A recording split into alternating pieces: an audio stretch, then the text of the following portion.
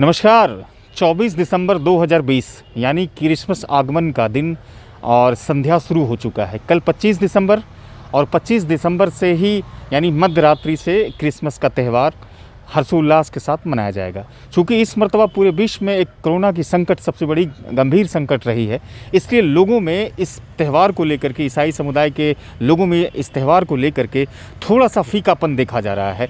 CMS के missionaries area में हूँ। यहाँ पर जो 30-35 लगभग मिशनरीज़ जो ईसाई समुदाय की फैमिलीज़ रहते हैं, और हमारे साथ देखेंगे कि आप दिलीप साहब हैं, दिलीप लाल साहब हैं, जो यहाँ पर सीएमएस जो 1852 ईस्वी में स्थापना हुई थी मिडिल स्कूल की।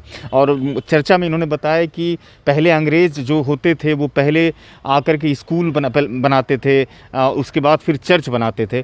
लेकिन इन तमाम चीज़ों को हम डिस्कस में लाएंगे, चर्चा में लाएंगे। लाल साहब, आपका स्वागत है। सबसे धन्यवाद सर। सर, कल क्रिसमस का त्यौहार है और भागलपुर जैसे छोटे शहरों के लिए किस तरह से मतलब क्रिसमस को आयोजित करते हैं आप? सर, ऐसा है कि हर साल के भांति इस साल भी क्रिसमस हम लोग अवश्य सेलिब्रेट करेंगे, लेकिन बहुत ही सावधानी और पाबंदी के साथ। पहली बात तो ये है कि हम लोगों ने निर्णय लिया अपनी कमेटी में कि आने वाले जितने भी श्रद्धालु होंगे, चाहे वो मसीही परिवार से क्यों ना हो, हर एक लोगों का थर्मल स्कैनिंग होगा और उसके बाद ही उनको भीतर में इबादत के लिए उनको इजाज़त मिलेगी। बिना थर्मल स्कैनिंग के इवन चर्च के जो पादरी होंगे, पासवान होंगे, उनको भी जाने की इजाज़त नहीं होगी। तो ये एक सावधानी के बाद जो है कमेटी में हमने डिसीजन लिया है, ताकि कोविड-19 से हम सब लोग जो है सुरक्षित रहे। जी, कोविड-19 की आपने बात की और सरकार का आदेश भी आया है, गाइडलाइन भी आया है कि थर्मल स्क्रीनिंग के साथ सोशल डिस्टेंसिंग है, उसके अलावा सैनिटाइजर्स हैं, और भी जो कोविड संक्रमण से बचने वाले जो विकल्प होते हैं, तमाम तरह के विकल्पों को अपनाना है। तो इस तरह से जो क्रिसमस है कितना चैलेंजिंग है कोविड के समय में? ये सर, ये पहला अनुभव है हम सबों के लिए, चूँकि पूरे भवन को सैनिटाइजिंग करना, उसके बाद सबों को मास्क लगा के कहना कि आप मास्क लगा के आइए, उसके बाद थर्मल स्कैनिंग करना, सोशल डिस्टेंसिंग का पालन कराना, ये तमाम बातें जो है एक प्रकार से चुनौतीपूर्ण तो है हमारे लिए और पहला अनुभव भी है। लेकिन मैं समझता हूँ कि इससे हमें बहुत कुछ सीख भी मिल रहा है कि हम कैसी विपरीत परिस्थिति में अपने आप को जो हम से सेलिब्रेट कर रहे हैं, हम कैसे उसको एडजस्ट कर सकते हैं।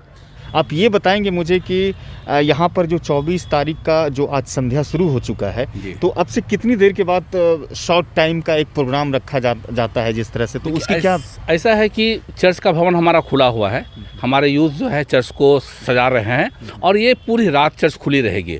इसमें लोग अपने अपने तरीके से, किसी को रात्रि प्रेयर की अगर शौक होते हैं तो वो रात में भी आकर अपनी इबादत कर लेते हैं, इंडिविजुअल या 2 या 3 जन मिलकर के। हम यूथ जो बड़े लोग होते हैं, हम लोग लगातार यहाँ पर बैठे रहते हैं। हमारी ये पूरी कोशिश होती है कि हमारे समाज से जो बुजुर्ग और बच्चे हैं वो कम से कम रात के किसी भी ऐसे प्रोग्राम में शामिल ना हो। अगर उनकी इच्छा भी है तो उनसे हम बहुत ही नम्रता में निवेदन करते हैं कि आप घर में रहें, क्योंकि ठंड का मौसम है और कोविड-19 के चलते हम कोशिश करते हैं कि 60+ वाले को हम चर्च में भी हम अलाउ जनरली नहीं कर रहे हैं। जी लाल साहब, मैं जब चूँकि क्रिसमस की बात हो रही है तो बगल में मैं देख रहा हूँ कि यहाँ पर क्रिसमस ट्री भी है। जी, क्रिसमस के मौके पर, क्रिसमस डे के मौके पर इसकी क्या भूमिका होती है, थोड़ा बताएंगे हमारे दर्शकों? ये क्रिसमस ट्री एक परंपरा है जिसको लोग क्रिसमस ट्री के रूप में आप देखेंगे कि अब तो बाज़ारों में बिकने लगा है।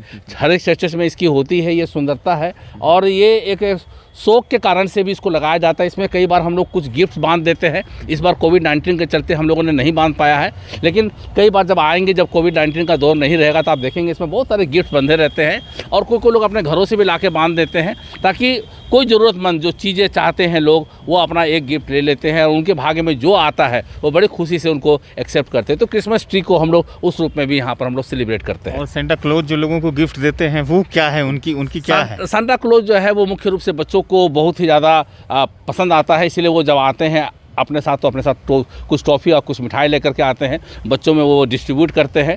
कुछ बच्चे उनके चेहरे से डरते भी हैं, लेकिन जो बड़े बच्चे होते हैं बहुत फेमिलियर होते हैं और कुछ ना कुछ तो सोसाइटी के बच्चे जो है वो सांता क्लॉज को देखना पसंद करते हैं और इसीलिए सांता क्लॉज की एक बहुत बड़ी भूमिका होती है। वो जिंगल बेल के गाने में डांस करते हैं आराधना के बाद, पूरी प्रार्थना की समाप्ति के बाद, और हमें एक आनंद का माहौल वो उत्पन्न करता है और हमें देता है। क्रिसमस में मुख्य रूप से ईसाई समुदाय के अलावा भी जो दूसरे समुदाय के लोग होते हैं उनका भी काफ़ी आकर्षण रहा है क्रिसमस को लेकर के। जी हाँ सर, हर साल यहाँ पर हम देखते हैं कि बड़ी तादाद में, चाहे वो हिंदू हो चाहे मुस्लिम हो, बड़ी तादाद में लोग आते हैं और यहाँ पर हम एक चरनी बनाते हैं जिसमें पूरे प्रभु यीशु मसीह के दृश्य को हम दर्शाते हैं। लेकिन इस बार कोविड-19 की वजह से हम वो चीज़ों को करने से हम इस बार जो है अपने आप को अलग थलग कर लिए हैं, क्योंकि उसकी वजह से भीड़ बढ़ेगी और कोविड-19 का खतरा बढ़ेगा। और इसीलिए हमारी कमेटी ने, हमारे डायसिस ने, हमारे बिशप ने हमें कहा है कि हम लोग इस बार चरनी का इस्टेब्लिशमेंट नहीं करेंगे, साधारण आराधना करेंगे और सरकार के जो गाइडलाइन है उसको फॉलो करेंगे। आप आराधना कीजिए और अपने घर में आप सेलिब्रेट कीजिए जो भी करना है, लेकिन एज ए पूरे पब्लिक के लिए जो हम चरनी बनाते थे और द्वार खुला रखते थे वो इस बार हम नहीं कर रहे हैं। इसीलिए हमने सब जगह बैनर भी लगा दिया है कि इस बार मोमबत्ती जलाने की अनुमति बाहरी आगंतुकों को नहीं होगा। कृपया इसके लिए हम दुख व्यक्त कर रहे हैं। ये सिर्फ कोविड-19 की वजह से ऐसा हमने निर्णय लिया है। भागलपुर जैसे छोटे शहरों में जहाँ पर ईसाइयों की आबादी बहुत ही कम है, माइनॉरिटीज़ में है, यहाँ पर कभी किसी तरह की कोई समस्या उत्पन्न हुई? नहीं सर, अभी आज तक तो नहीं हुआ, क्योंकि एक ही पर्व है और इसीलिए बड़े ही मतलब हमें आनंद मिलता है जब दूसरे समाज के लोग आते हैं। मैं आशा करता हूँ कल भी लोग आएंगे, मना तो नहीं कर पाएंगे, लेकिन हम उन्हें हाथ जोड़ कर अवश्य निवेदन करेंगे कि कोविड-19 में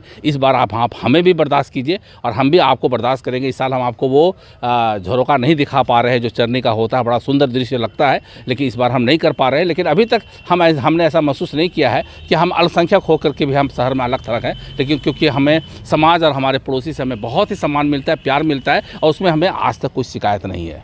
अभी देश में देखिए लाल साहब की किसानों का एक बड़ा आंदोलन चल रहा है, तो चूंकि कल क्रिसमस है तो ऐसे किसानों को, देशवासियों को क्या मैसेज जाएगा क्रिसमस के माध्यम से, लाल साहब के माध्यम से? मैं तो ये हम लोग का ये उद्देश्य होगा कि ये जो किसान जो कि ठंड में जाम किए हुए हैं, रात भर वहाँ ठहर रहे हैं, हम लगातार उनके लिए प्रार्थना कर रहे हैं। क्रिसमस में विशेष रूप से उनके लिए प्रार्थना की जाएगी। सरकार के लिए भी हम प्रार्थना करेंगे कि कोई रास्ता निकाले, कोई समाधान हो, क्योंकि ये रात भर जमे रहने से समाधान नहीं होने वाला है। तो कोई ना कोई ऐसे नुमाइंदे सामने में आए जो पहल करे, और मैं विश्वास करता हूं कि कोई ना कोई ऐसे लोग आएंगे जिसका समाधान निकलेगा, क्योंकि मैं विश्वास करता हूं कि हर समाधान का वार्तालाप जो है वो साधन क्या बोलते हैं एकमात्र समस्या का हल है। और मैं आशा करता हूं कि आने वाले दिनों में ये आंदोलन में समाप्त होगा और किसान भाई भी खुश होंगे और सरकार भी उनको समझा पाएगी कि उनकी मंशा क्या है।